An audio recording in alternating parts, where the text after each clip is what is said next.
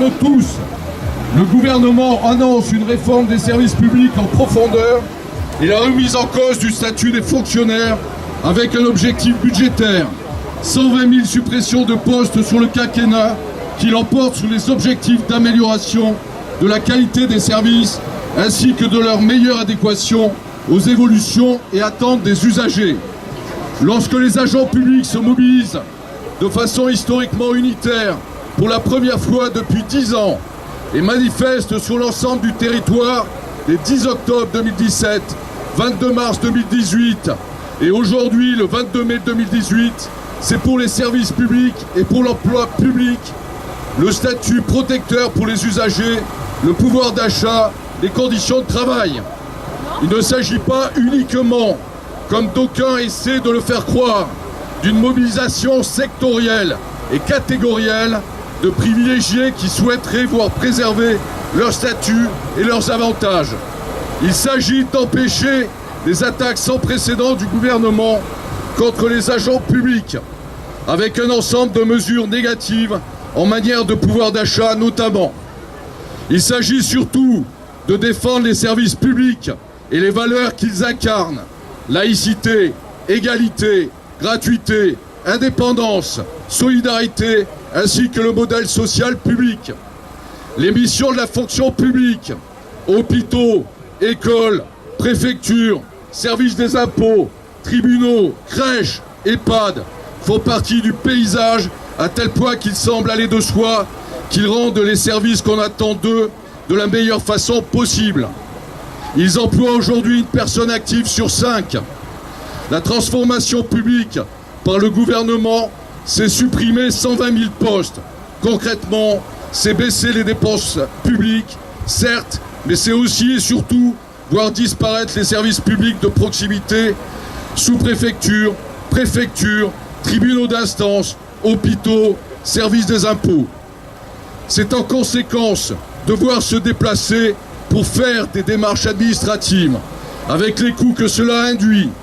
C'est ne plus avoir accès à un service d'accueil physique remplacé par des bandes informatiques, voire ne plus affaire à des services publics, mais à des services gérés par le secteur privé, avec les coûts supplémentaires que cela génère. Remettre en cause le statut des agents publics, concrètement, c'est remettre en cause le mode de fonctionnement des services publics. C'est rémunérer des agents publics d'un hôpital au mérite, en fonction des résultats, peut conduire un hôpital à opter pour la prise en charge des pathologies les plus banales, pour lesquelles les résultats sont faciles à obtenir, et délaisser les pathologies les plus lourdes, aux résultats plus incertains et moins immédiats.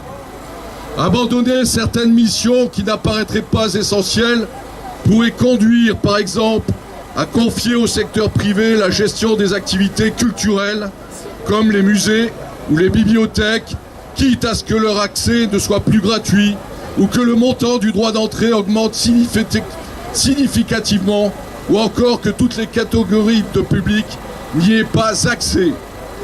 Dernier exemple, pourquoi confier la gestion des déclarations d'impôts aux agents de la Poste, qui feront payer cette opération 50 €, alors que ce service est aujourd'hui assuré gratuitement par les agents des finances publiques. Empêchant la dégradation des services publics, le projet du gouvernement va conduire, en l'état actuel des choses, non seulement à la dégradation significative des conditions de travail des agents publics, mais également à la dégradation, voire à la disparition du service public rendu aux usagers. Ces réformes-là, nous n'en voulons pas.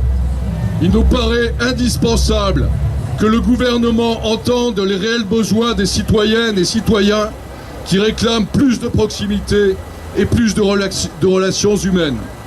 Une réforme d'ampleur pour améliorer le rôle et la place de la fonction publique ne peut pas se faire sans les agents publics et sans les usagers des services publics.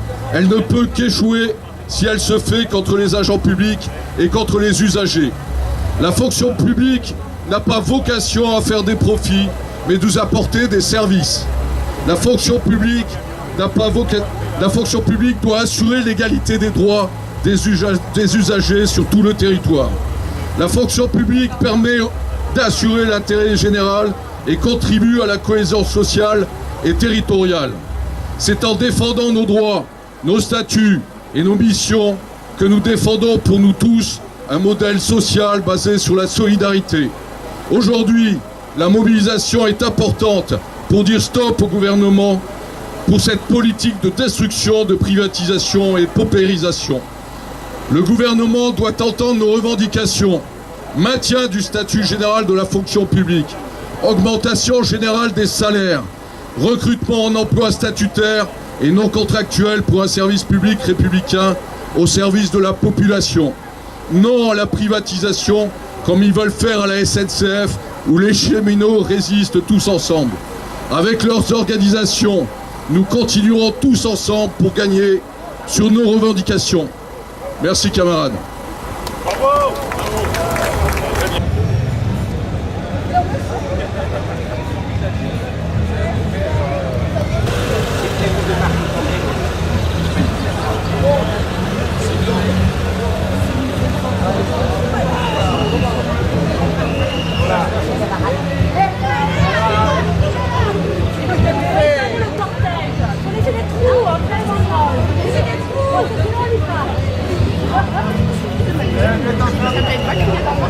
Moi j'en ai pas.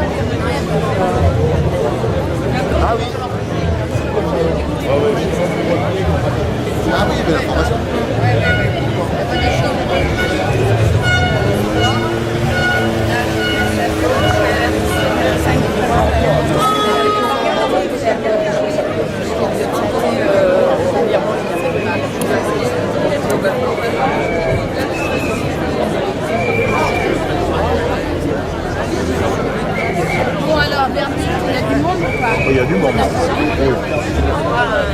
Tout ne nous concerne pas, c'est sûr.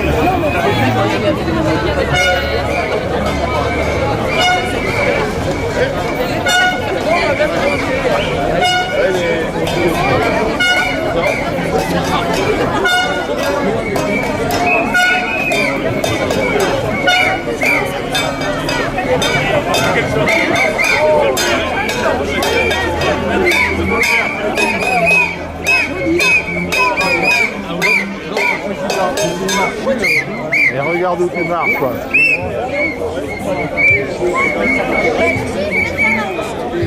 Salut Dédé.